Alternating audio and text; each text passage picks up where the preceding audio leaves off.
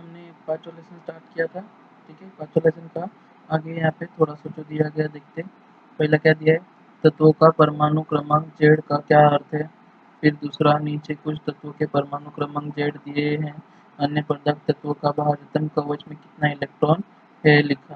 ठीक है, पहला तत्वों में परमाणु क्रमांक जेड, परमाणु क्रमांक को पता है तुम लोग को, परमाणु क्रमांक को जेड में बताया जाता है। ठीक है, तो जेड जो रहता है वो उसके अंदर टोटल कितने परमाणु रहते हैं उसके क्रमांक को जेड कहा जाता है। फिर लास्ट में इलेक्ट्रॉन, बाह्यतम कवच में इलेक्ट्रॉन कैसे लिखा जाता है। ठीक है, तो बाह्यतम इलेक्ट्रॉन में जो संख्या जो रहता है वो कैसे, जैसे तुम लोग को पता है कि एल एम और एन जो रहता है ये कवच रहता है। ठीक है, तो बाहर कवच में पहले के कवच में कितना रहता है 2, फिर एल में रहता है 8, फिर एम में कितना रहता है 18 और एन में कितना रहता है 32। ठीक है, तो तुम लोग ने देखा ही था।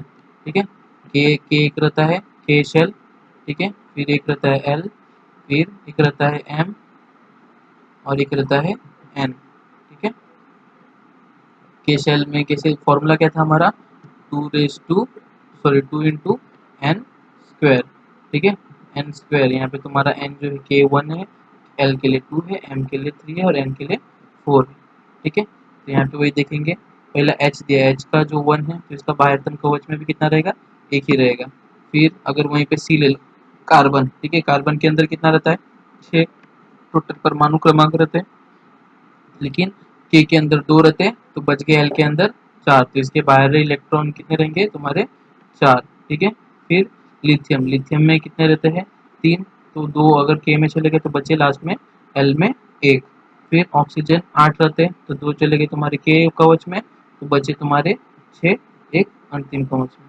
ठीक है, फिर एन में 7 रहते हैं तो 2 चले गए तो बचे 5, तो अंतिम कवच में ये 5 बचा रहेगा। ठीक है, समझा। बाह्यतम कवच की इलेक्ट्रॉन जो संख्या रहती है वो बाहर कवच मतलब के भी हो सकता है, एल भी हो सकता है, एम भी हो सकता है, एन भी हो सकता है, लेकिन उसको बराबर देके हमें पता करना रहता है तो वो कितना है। फिर यहाँ पे दिया गया नीचे कुछ तत्वों की इलेक्ट्रॉनिक संख्या दी है, इसके आधार पर उसके तत्वों का इलेक्ट्रॉन स्वरूपन, संयोजकता, इलेक्ट्रॉन संख्या और संयोजकता लिखे। ठीक है, यहाँ पे क्या बताया आगे, चलो पहले इसको मिटा देते हैं एक बार।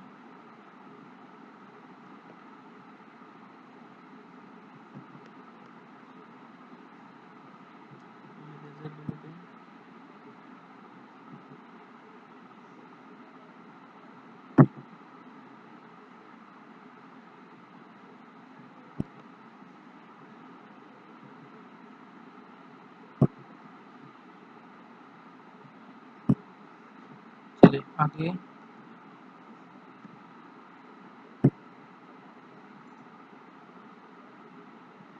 थर्ड वन क्या दिया गया यहाँ पे, नीचे कुछ तत्व इलेक्ट्रॉन हो गए, इलेक्ट्रॉन की संख्या क्या दी है, एन है 11, सोडियम में 11 है, सी में 6 मतलब कार्बन में 6 है, एम मैग्नीशियम में 12 है और क्लोरीन में यहाँ पे 17 है। ठीक है, तो इलेक्ट्रॉन स्वरूपन कैसे दिया जाएगा 11 का, इसका संयोजकता इलेक्ट्रॉन संख्या तुम लोग को पता ही है, जो लास्ट रहता है लास्ट कवच में वो इलेक्ट्रॉन संख्या रहती है और संयोजकता उसका लास्ट का जो रहता है उसे संयोजकता मौजूद है कि नहीं है वो लिखना है। ठीक है, तो पहला 11 है तो 11 कितना रहेगा 2, फिर लास्ट 8 और लास्ट में फिर 1, तो इसके अंदर क्या आएगा तुम्हारा 2, 8 और 1। ठीक है, 2, 8, 1। फिर उसे अगर कार्बन में ले लो 6 में तो कितना आएगा तुम्हारा 2, 4, एम में ले लो तो कितना आएगा 2, 8, 2 और क्लोरीन में देखोगे तो क्या आएगा 2, 8, 7। ठीक है, क्योंकि के एल एम कवच और एन कवच रहता है तो इसके अंदर सबके अंदर क्या रहेगा के एल एम एन। के में पता है स्टार्टिंग में क्या रहता है 2 रहता है, एल में कितने रहते हैं 8 रहते हैं, एम में 18 रहते हैं और एन में जो रहते हैं वो 32 इलेक्ट्रॉन आ सकते हैं। ठीक है, फिर संयोजकता, संयोजकता इलेक्ट्रॉन संख्या मतलब लास्ट की जो कवच में जो रहता है उसे इलेक्ट्रॉन संयोजकता संख्या कहते हैं। ठीक है, तो इसके अंदर कितना है तुम्हारा 1, तो इसकी जो इलेक्ट्रॉनिक संख्या रहेगी वो 1 रहेगी संयोजकता संख्या। इसके अंदर कितना है 4, तो इसका इलेक्ट्रॉनिक संयोजकता संख्या है वो 4 रहेगी। एम के अंदर जो रहेगा तुम्हारा 2 रहेगा और क्लोरीन के अंदर जो रहेगा तुम्हारा 7। ठीक है, यहाँ पे सब में क्या आता है संयोजकता मौजूद है।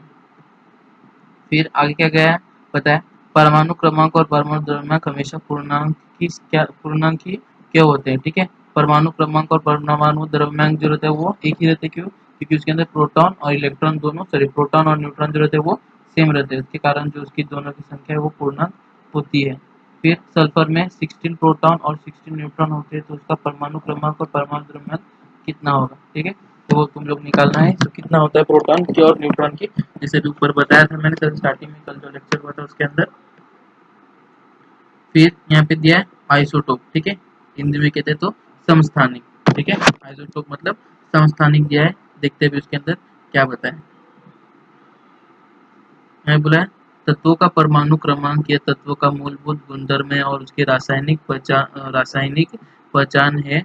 प्रकृति में कुछ तत्वों में परमाणु क्रमांक समान परंतु परमाणु द्रव्यमान भिन्न वैसे परमाणु होते हैं। एक ही तत्वों के ऐसे भिन्न परमाणु द्रव्यमान वाले परमाणु की समस्थानिक है।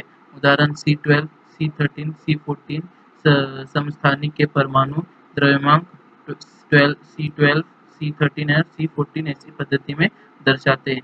समस्थानिक की प्रोटॉन की संख्या सम परंतु न्यूट्रॉन की संख्या भिन्न होती है, ठीक है। अभी समस्थानिक मतलब क्या बताया, तत्वों के परमाणु क्रमांक या तत्वों का मूलभूत गुणधर्म ये सब पता ही है और रासायनिक पहचान भी है, ठीक है। लेकिन इसके अंदर क्या होता है, समस्थानिक का मतलब क्या होता है, इसकी परमाणु क्रमांक समान होती है लेकिन परमाणु जो द्रव्यमान करती है वो भिन्न होती है, ठीक है। परमाणु क्रमांक जो रहता है, जैसे परमाणु क्रमांक कार्बन का परमाणु क्रमांक कितना है, उसका 6 है, ठीक है। कार्बन का परमाणु क्रमांक 6, लेकिन उसका परमाणु द्रव्यमांक जो रहता है वो अलग रहता है, ठीक है।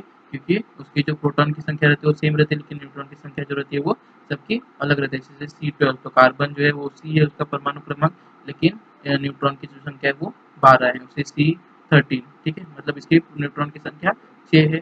फिर C13 में न्यूट्रॉन की संख्या 7 है और C14 में न्यूट्रॉन की संख्या जो है वो 8 है, ठीक है। देखो नीचे तालिका में दिया गया है, उसमें देखते हैं क्या बताया इसके अंदर। पहले समस्थानिक, ठीक है, समस्थानिक जो दिया है C12, C13 और C14 परमाणु द्रव्यमान तुमको पता ही है, ए में नापा जाता है और प्रोटॉन मतलब परमाणु क्रमांक जो है उसको जेड में, ठीक है। हमेशा याद रखना परमाणु द्रव्यमान जो है वो ए में नापा जाता है और परमाणु क्रमांक है उसको जेड में। यहाँ पे परमाणु द्रव्यमान कभी भी ऊपर लिखा जाता है और परमाणु क्रमांक जो रहता है उसे नीचे, ठीक है, द्रव्यमान को ऊपर और क्रमांक को नीचे। तो यहाँ पे 12, तो 12 लिखा है, ये 13 है, यहाँ पे 13A दिया है और यहाँ पे 14 है, तो परमाणु क्रमांक 14 लिखा है, ठीक है। लेकिन क्या बताया यहाँ पे, समस्थानिक के अंदर परमाणु क्रमांक जो रहता है वो स्थिर रहता है, ठीक है, समान रहते हैं, लेकिन द्रव्यमान जो रहता है उसका चेंज होता है, भिन्न होता है। तो यहाँ पे तुम लोग देखोगे क्रमांक जो उसका यहाँ पे 6, 6 और 6, क्योंकि कार्बन का जो क्रमांक है परमाणु का वो 6 ही। फिर न्यूट्रॉन की संख्या क्या बताया यहाँ पे, न्यूट्रॉन की संख्या कभी किसे माइनस बताया जाता है, A-Z, ठीक है।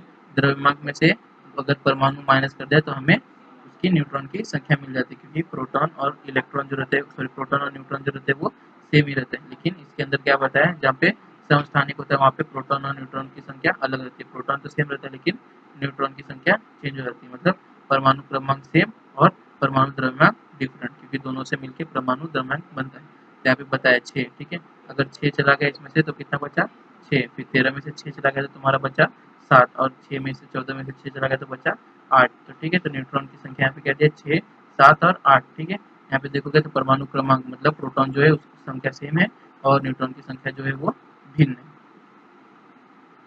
फिर यहाँ पे जानकारी प्राप्त करो, ये कैंसिल है तुम्हारे 25 जो रेड्यूस के क्वेश्चन, ठीक है, तो उसके अंदर ये क्वेश्चन कैंसिल किया है।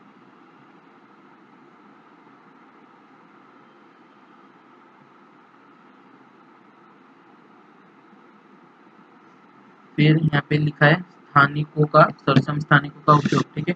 अभी जो समस्थानिक दिया उसका उपयोग क्या है हम लोग ने तो देख लिया। तो क्या होता है, न्यूट्रॉन ज़्यादा रहता है, मतलब डिफिन रहते हैं, और प्रोटॉन जो रहता है वो सेम रहते हैं। या अगर तुम बोलोगे तो परमाणु क्रमांक जो रहता है वो सेम रहता है, परमाणु द्रव्यमांक रहता है वो भिन्न रहता है, ठीक है। तो उसका उपयोग कहाँ होता है वो देखते हैं। कुछ तत्वों में समस्थानिक रेडियोधर्मी होते हैं, उनके उपयोग विविध क्षेत्रों में किया जाता है। उदाहरण औद्योगिक क्षेत्र, कृषि क्षेत्र और चिकित्सीय क्षेत्र, अनुसाधन क्षेत्र, ठीक है। कहाँ कहाँ बताया यहाँ पे, 4 जगह बताया, उद्यानिक क्षेत्र, कृषि क्षेत्र, चिकित्सक के क्षेत्र और अनुसाधन क्षेत्र में ये तत्वों को यूज मतलब समस्थानिक जो रेडियोधर्मी तत्व रहते हैं उसका उपयोग किया जाता है, ठीक है। पहला दिया है यूरेनियम 235, ठीक है।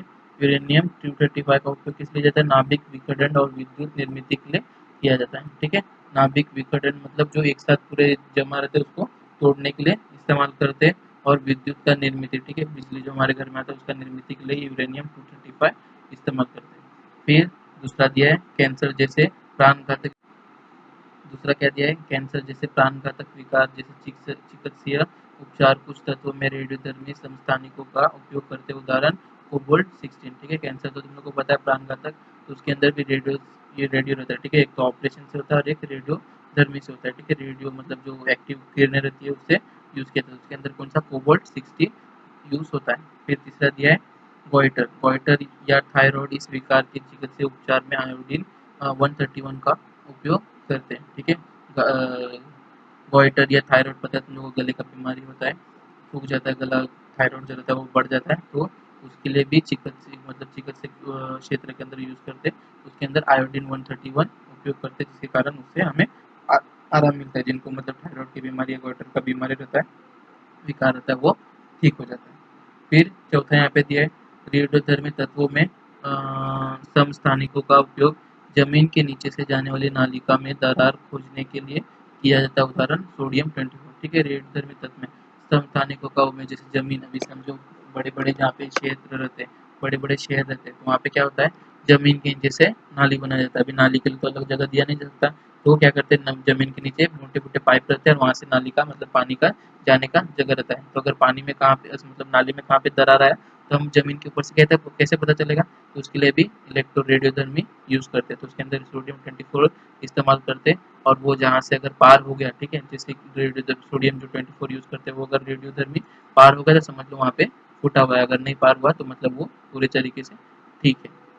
फिर पांचवा है अन्य पदार्थ का सूक्ष्म जीवाणु में परीक्षण करने के लिए रेडियोधर्मी तत्वों का उपयोग करते हैं। ठीक है, अन्य पदार्थ और सूक्ष्म जीवाणु, जैसे हम लोग ने ऊपर सेवन स्टैंडर्ड में पढ़ा था, तो रेडियोधर्मी प्राणों का बौछार करते हैं जैसे जीवाणु अन्य पदार्थ पे, जिसके कारण जीवाणु या कीटक जो रहते हैं अन्य पदार्थ पे नहीं लगते। तो यहाँ पे वही 8वीं में भी वापस वही बताया, अन्य पदार्थ में क्या दिया है, सूक्ष्म जीवाणु का परीक्षण करने के लिए भी रेडियोधर्मी तत्वों का उपयोग किया जाता है, जो समस्थानिक रेडियोधर्मी होते हैं।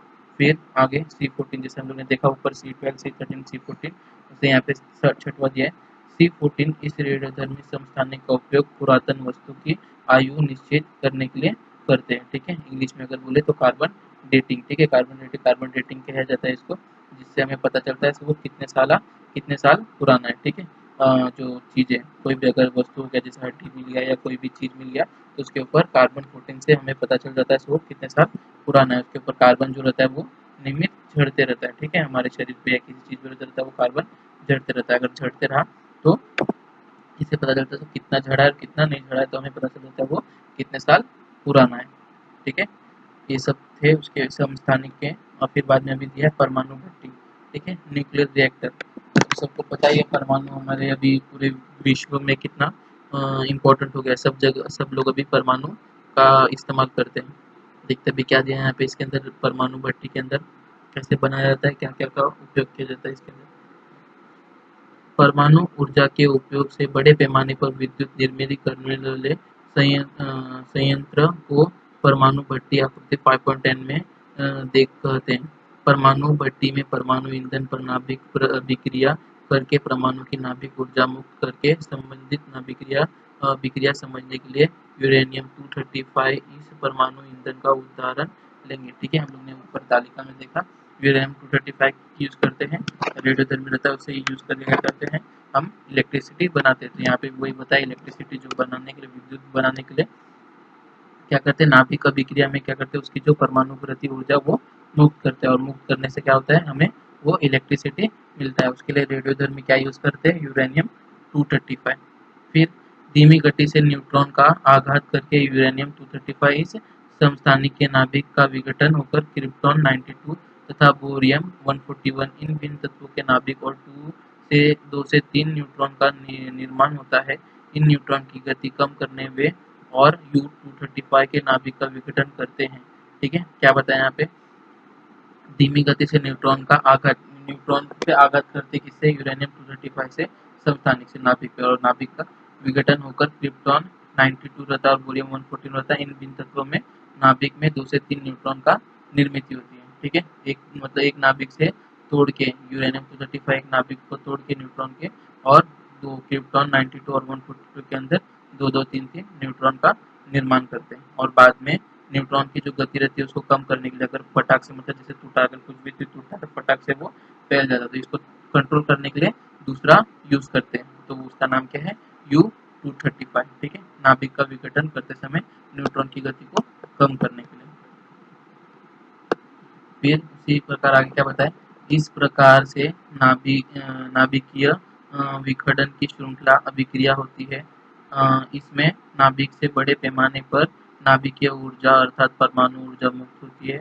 संभावित विस्फोट टालने के लिए श्रृंखला अभिक्रिया नियंत्रण रखते हैं, ठीक है, विस्फोट टालने के लिए, विस्फोट भी कभी कभी हो जाता है, न्यूक्लियर बॉम्ब जो कहते हैं अभी, परमाणु विस्फोट, ठीक है, तो उसके अंदर भी इसका ही इस्तेमाल होता है, ये इसका एग्जाम्पल है, ठीक है। यहाँ पे देखो अभी आकृति 5.11 में यहाँ पे दिया गया यूरेनियम 235 का विघटन, ठीक है। देखो पहला एक परमाणु था न्यूट्रॉन, उसमें यूरेनियम 235 लेते हैं, उससे क्या होता है, दो में रूपांतरित होता है, दो में रूपांतरित होने के कारण क्या होता है, फटाक से बड़ा ना हो, उसलिए क्रिप्टॉन, ठीक है, यहाँ पे बताया क्रिप्टॉन 92 और बोरियम जो 141 है, ये दोनों में दो दो तीन तीन जो अलग अलग न्यूट्रॉन बनते हैं, और इसको कंट्रोल करने के लिए यूरियम 235, ठीक है, यू जो U-235 है उसका इस्तेमाल करते हैं, इसका फटाक से ब्लास्ट होकर मतलब बाहर कहीं नहीं जाए, ठीक है, न्यूट्रॉन जो धीरे से वो विखंडन हुए उसलिए उपयोग करते हैं।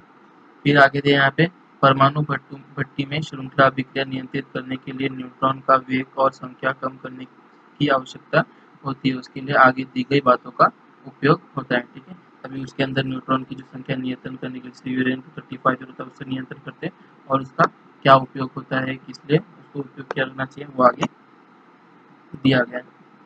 क्या बताया, संचालक, ठीक है, संचालक में क्या दिया है, मंदक, संचालक मंदक, इंग्लिश में मॉडरेटर कहते हैं।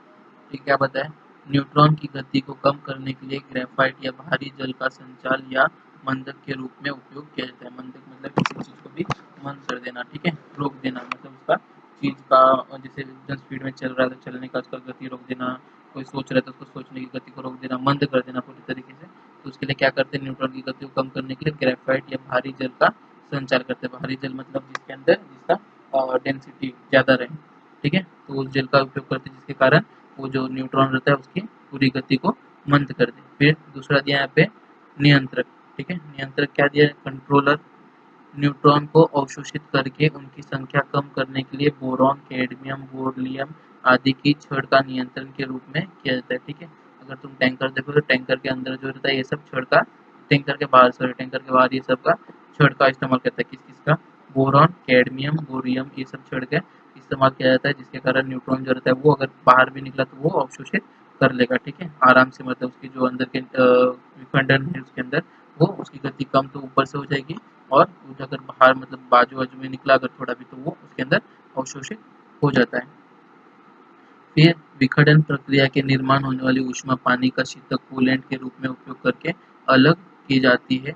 उस ऊष्मा से पानी का वाष्प बनाकर उसे वाष्प की सहायता से टरबाइन घूमते हैं और विद्युत निर्माण होता है, ठीक है। अभी यहाँ पे क्या दिया है, कोई भी चीज अगर कुछ भी अगर काम होता है तो उसके अंदर क्या होता है, ऊर्जा निकल मतलब क्या होते हैं, वाष्प मतलब निकलता है, ठीक है, ऊष्मा निकलती है, कोई भी चीज अगर काम करता है तो उसके अंदर से ऊष्मा निकलती है, तो यही विखंडन प्रक्रिया में भी क्या होता है, ऊष्मा निकलता है, और ऊष्मा पानी के रूप में कन्वर्ट होता है, ठीक है, ठंडा करते हैं तो पानी के रूप में होता है, और फिर पानी को बाहर निकालते हैं, ऊष्मा जो रहता है वो पानी निकालते हैं किसकी सहायता से, टरबाइन की सहायता से, ठीक है। जैसे ही उसके अंदर से वाष्प बन के वो पानी बाहर निकलेगा, वाष्प के रूपांतर होके, तो टरबाइन रहेगा वो गोल गोल घूमेगा, और टरबाइन घूमने से क्या होता है, विद्युत का निर्मित होता है। ये तो तुम लोग को पता था विद्युत निर्मित होता है, तो वो एक अलग अलग तरीके से होता है, ये परमाणु के तरीके से इस प्रकार होता है, ठीक है, पानी से भी होता है और वो हवा से भी, पवन चक्की से भी विद्युत का निर्माण होता है।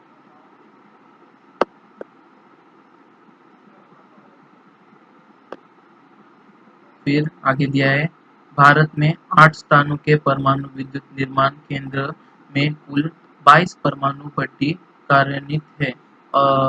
अप्सरा यह मुंबई के भाग परमाणु अनुसंधान केंद्र में 4 अगस्त 1956 को कार्य निर्माण हुई भारत की पहली परमाणु भट्टी है। भारत में थोरियम -232 इस तत्व के भंडार बड़े पैमाने में होने के कारण भारतीय वैज्ञानिक ने आने वाले समय के लिए TH-232 थोरियम 232 से यूरेनियम 233 मतलब U-233 समस्थानिक के निर्माण पर आधारित परमाणु भट्टी की योजना विकसित की है, ठीक है। क्या बताया, भारत में 8 स्थानों में परमाणु विद्युत निर्माण केंद्र, कुल 22 परमाणु भट्टी कार्यरत है, ठीक है। कहाँ है, 8 स्थान, ठीक है, कहाँ बताया, 8 स्थानों में परमाणु विद्युत निर्माण है, ठीक है, 8 स्थानों पर, और उसमें कितने 22 परमाणु भट्टी बनाए गए हैं। और सबसे पहला जो है वो मुंबई में बनाया गया था 4 अगस्त 1956 में, और उसके अंदर थोरियम 232 और TH 232 और यू मतलब यूरेनियम 233 ये सब का निर्माण करके परमाणु भट्टी का योजना को विकसित किया गया, जो हमारे लिए बहुत यूजफुल है और अभी भी इस्तेमाल में लाया जाता है। फिर यहाँ पे दिया सूचना एवं संचार प्रोजेक्ट के साथ www.youtube.com से परमाणु भट्टी का कार्य विस्तृत जानकारी वीडियो द्वारा प्राप्त करो और उसे कक्षा में सभी को बताओ, ठीक है। तो ये भी तुम्हारा थोड़ा सा कैंसिल किया है, यहाँ पे हमारा ये लेसन खत्म होता है। ओके, सब ध्यान से अच्छे से इसको पढ़ाई करना, ये एग्जाम में अच्छा है तुम्हारे लिए। फिर ये तुम्हारे 9th-10th में भी आगे इस्तेमाल होएगा, ठीक है। उसमें बहुत सारी चीज़ इसके अंदर जो है वो कैंसिल नहीं किए, बहुत सारी चीज़ जो है वो रखा गया।